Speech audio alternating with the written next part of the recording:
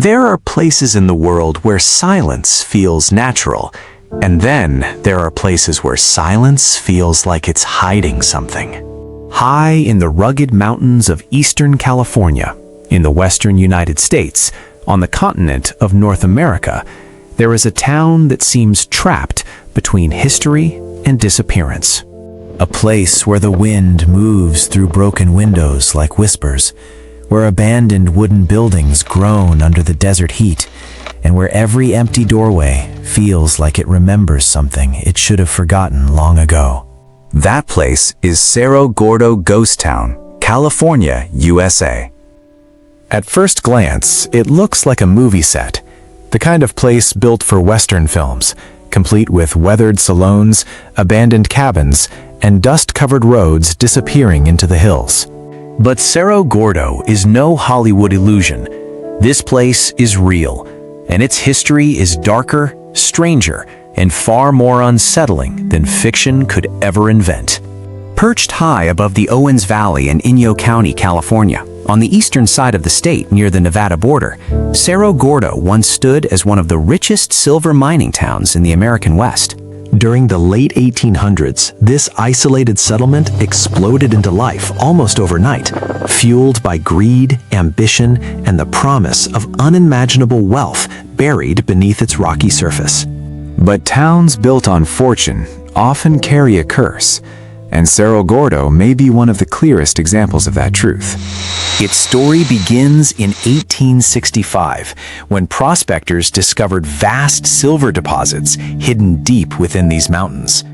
The name Cerro Gordo, Spanish for Fat Hill, reflected exactly what miners believed they had found: a mountain swollen with riches, waiting to be extracted. Word spread quickly. Within months, miners flooded into the area from across the western United States. What had once been barren desert became a booming industrial operation. Makeshift camps transformed into structured streets. Wooden homes rose from the dust. Stores opened. Saloons multiplied. Boarding houses filled with workers, hungry for fortune. And money poured in.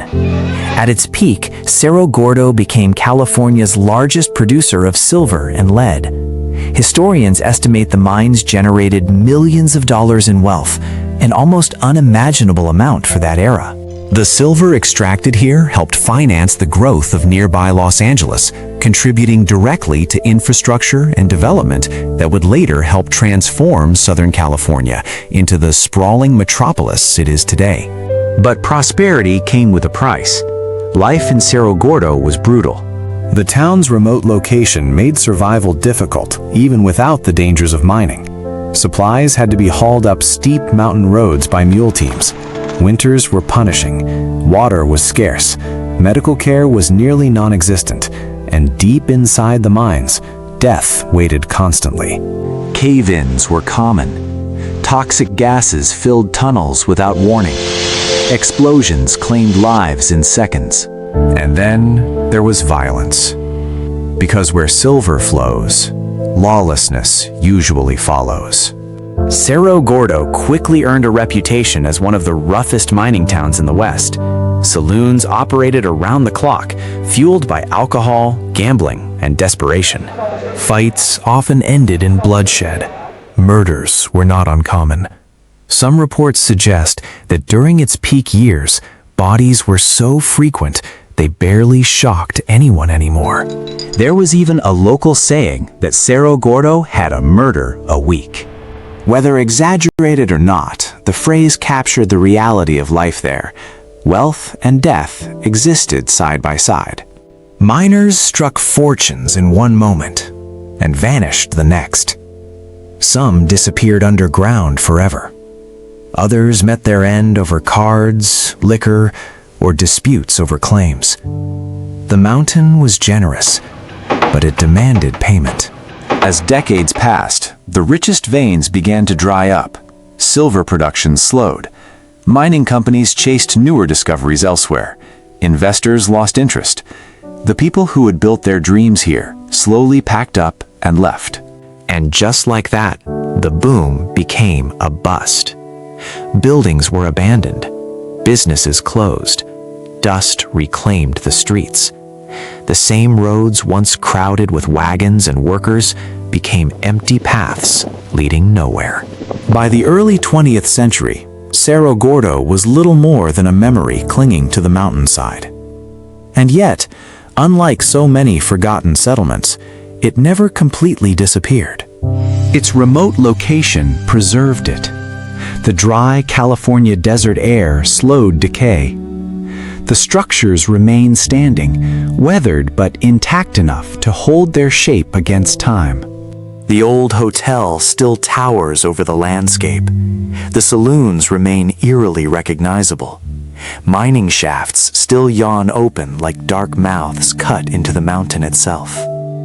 Walking through Cerro Gordo today feels like trespassing inside history itself.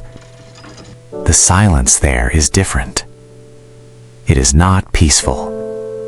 It feels watchful. Visitors often describe an unsettling atmosphere, as though the town resents being disturbed. Wind whistles through empty halls like distant voices. Floorboards creak beneath no visible weight. Shadows move strangely as the sun drops behind the mountains.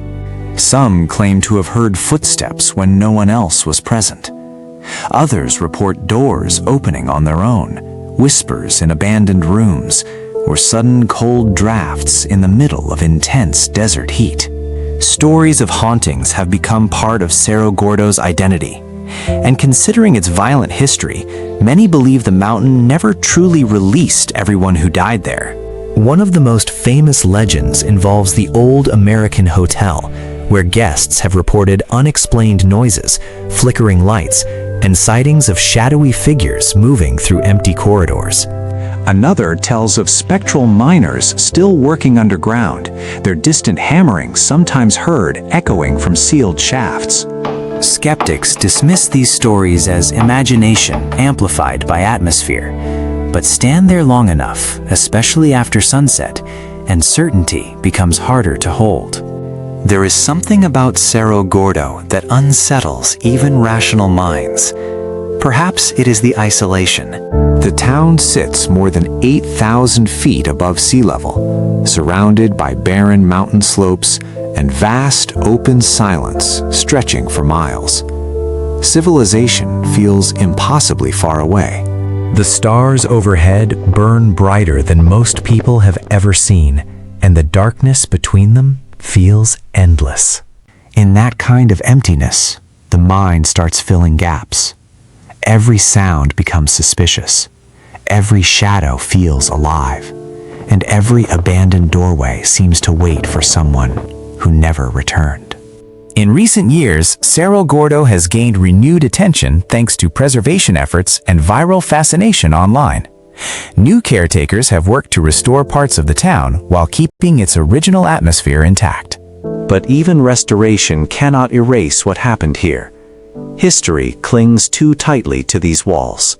Every nail driven into weathered wood, every repaired beam, every swept floor still sits atop stories soaked in hardship, ambition, and loss. That is what makes Cerro Gordo so unforgettable. It is not just a ghost town. It is a monument to the dangerous promise of fortune itself. It reminds us how quickly prosperity can vanish, how entire communities can rise from nothing, thrive for a moment, and collapse back into silence, as if they were never meant to last.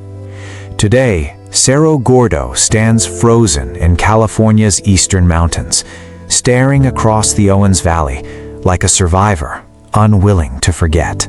Not fully alive, not truly dead, just waiting. And if the wind is right, some say you can still hear the mountain breathing, as if somewhere deep beneath the old silver veins, the town is still awake and listening.